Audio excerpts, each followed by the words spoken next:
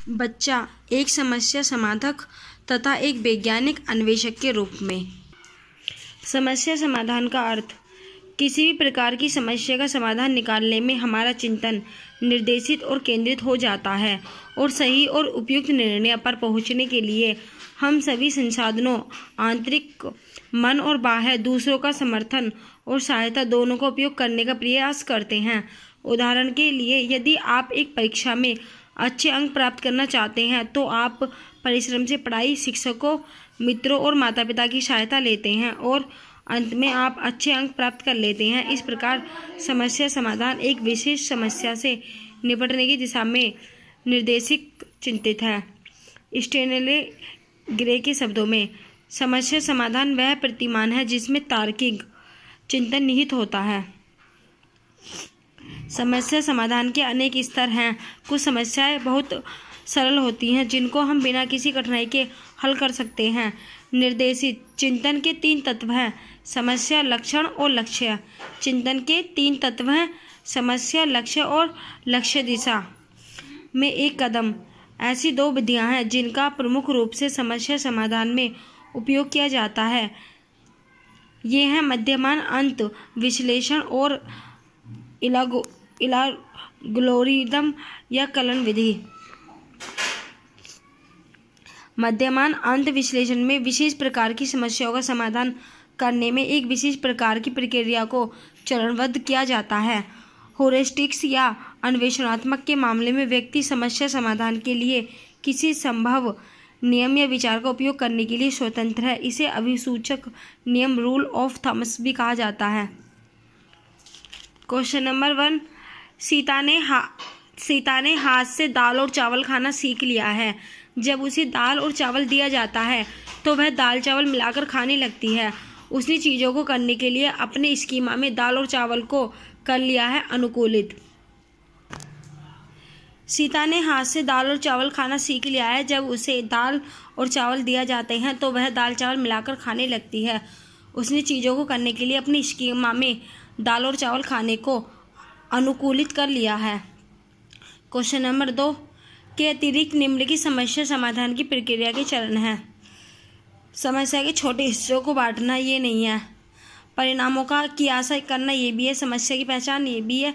संभावित युक्तियों को खोजना ये भी है। क्वेश्चन नंबर 3, बच्चों द्वारा की जाने वाली त्रुटियों के संबंध में निम्नलिखित में से कौन सा कथन सत्य है? यदि एक शिक्षक कक्ष में सभी बच्चों की त्रुटियों को सुधारने योग्य नहीं है तो वह यह संकेत करता है कि शिक्षक दिशा की व्यवस्था असफल है। बच्चों द्वारा की जाने वाली त्रुटियों के संबंध में निम्नलिखित में से कौन सा कथन सत्य है? यदि एक शिक्षक कक्षा में सभी बच्चों की त्रुटियों को सुधारने योग्य नहीं है तो यह संकेत करता है कि शिक्षक दिशा की व्यवस्था असफल है। क्वेश्चन नंबर 4, अधिगमनकर्ता का स्वयं नियमन का क्या अर्थ है? अपने सीखने का स्वयं अनुवीक्षण करने की योग्यता। अधिगमन का स्वयं नियमन का क्या अर्थ है? अपने सीखने का स्वयं अनुवीक्षण करने की योग्यता। क्वेश्चन नंबर 5, शिक्षकों को अपने विद्यार्थियों की त्रुटियों का अध्ययन करना चाहिए क्योंकि वे प्राय की ओर संकेत करती हैं आवश्यक उपचारात्मक युक्तियों की। शिक्षकों को अपने विद्यार्थियों की त्रुटियों का अध्ययन करना चाहिए क्योंकि वे प्राय आवश्यक उपचारात्मक युक्तियों की ओर संकेत करती हैं। क्वेश्चन नंबर 6, एक शिक्षिका अपने शिक्षार्थियों को सदैव इस रूप में सहायता करती है कि वे एक विषय क्षेत्र से प्राप्त ज्ञान को एक दूसरे विषय क्षेत्र के ज्ञान के साथ जोड़ सकें। इससे को बढ़ावा मिलता है ज्ञान के सहसंबंध की एवं अंतरण को। एक शिक्षिका अपने शिक्षार्थियों को सदैव इस रूप में सहायता करती है कि वे एक विषय क्षेत्र से प्राप्त ज्ञान को दूसरे विषय क्षेत्रों के साथ जोड़ सके। इससे ज्ञान के सहसंबंध एवं अंतरण को बढ़ावा मिलता है। क्वेश्चन नंबर 7, शिक्षार्थियों का आत्म नियमन की ओर संकेत करता है।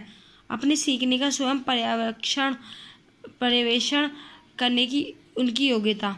शिक्षार्थियों का आत्म नियमन अपने सीखने का स्वयं पर्यवेक्षण करने की उनकी योग्यता की ओर संकेत करता है। क्वेश्चन नंबर 8, बच्चों की सीखने की प्रक्रिया में माता पिता को भूमिका निभानी चाहिए अग्रगोन्मुखी। बच्चों की सीखने की प्रक्रिया में माता पिता को अग्रगोन्मुखी भूमिका निभानी चाहिए। क्वेश्चन नंबर 9, इरफान खिलौनों को तोड़ता है और उसकी पुर्जों को देखने के लिए उन्हें अलग अलग कर देता, आप क्या करेंगे?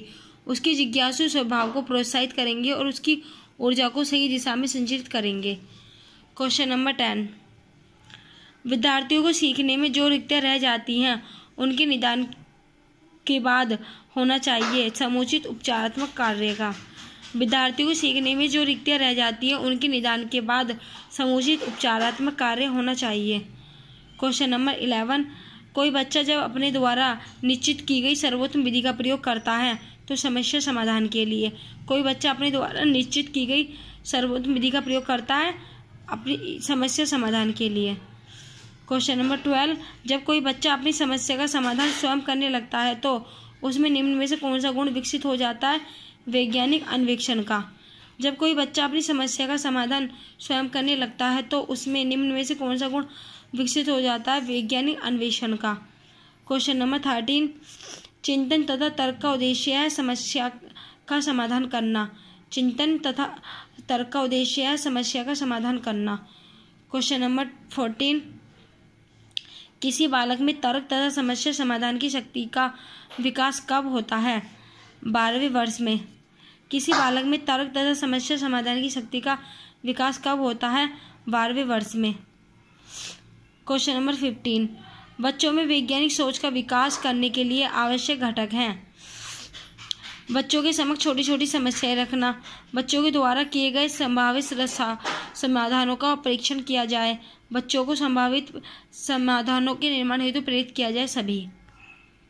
क्वेश्चन नंबर 16, समस्या समाधान वह प्रतिमान है जिसमें तार्किक चिंतन निहित होता है। निम्न में से यह कथन किसका है? स्टेनली का। क्वेश्चन नंबर 17, एक बालक द्वारा किसी समस्या का समाधान करने के लिए निम्न में से कौन सा गुण होना आवश्यक है? भाषा विकास, बार बार प्रयास करने की आदत और स्वावलंबी, सभी गुण होने जरूरी है सभी। क्वेश्चन नंबर 18, किसी समस्या के संभावित समाधानों का परीक्षण कहाँ किया जाना चाहिए? कहाँ किया जाता है? कहीं पर भी। किसी समस्या के संभावित समाधानों का परीक्षण कहाँ किया जाता है? कहीं पर भी। आपकी कक्षा का एक बच्चा किसी समस्या को समझाने का प्रयास कर रहा है, आप उस बच्चे के विषय में क्या कहेंगे? बच्चे में वैज्ञानिक सोच का विकास हो रहा है। क्वेश्चन नंबर 20, एक बच्चा अपने खिलौनों को तोड़कर उन्हें पुनः नए तरीकों से जोड़कर कई प्रकार की वस्तुएं बना लेता है, उस बालक के संदर्भ में आपको क्या राय है? बच्चे में वैज्ञानिक अन्वेषक के गुण हैं और इसमें विकास के लिए उसे प्रोत्साहित किया जाना चाहिए। क्वेश्चन नंबर 21, एक बच्चा माचिस के खाली डिब्बों से कई प्रकार की वस्तुएं बनाकर खेलता है, उस बच्चे के संदर्भ में आपकी राय क्या है? उसमें वैज्ञानिक अन्वेषण के गुण का विकास हो रहा है। क्वेश्चन नंबर 22, बालक में वैज्ञानिक अन्वेषण के गुणों का विकास क्यों किया जाना चाहिए? उसमें वैज्ञानिक स्वभाव विकसित करने के लिए। बालक में वैज्ञानिक अन्वेषक के गुणों का विकास क्यों किया जाना चाहिए? उसमें वैज्ञानिक स्वभाव विकसित करने के लिए।